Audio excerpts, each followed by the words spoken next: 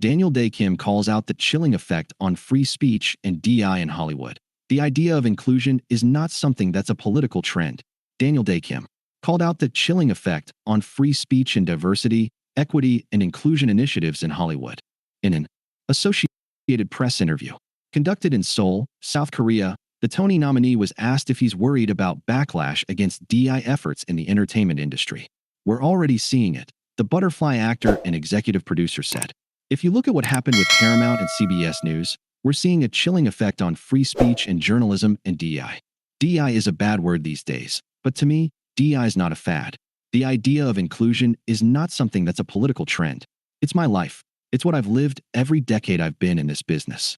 I'm referring to the $16 million settlement reached between Paramount and President Donald Trump over a contested 60 Minutes interview with former Vice President Kamala Harris, which the GOP leader had claimed was fraudulently edited.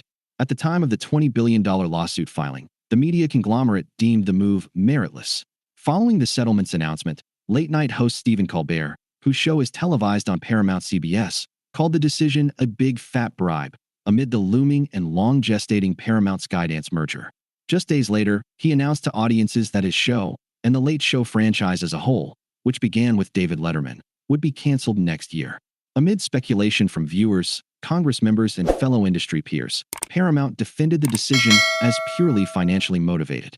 Elsewhere in the Q&A with the AP, the Lost Alum noted, "I have a lot of sympathy for actors who take stereotypical roles when they're starting out because you need some way to break into the business.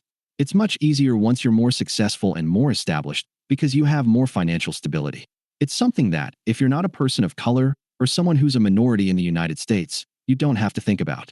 You don't think about what this role means for the rest of a nation or an ethnicity. You just do what you're drawn to, and that's very liberating. I am lucky enough now where I can also make those same choices. But I don't ever escape the fact that whatever I do will be watched and seen by so many people and judged through their own lens and filters.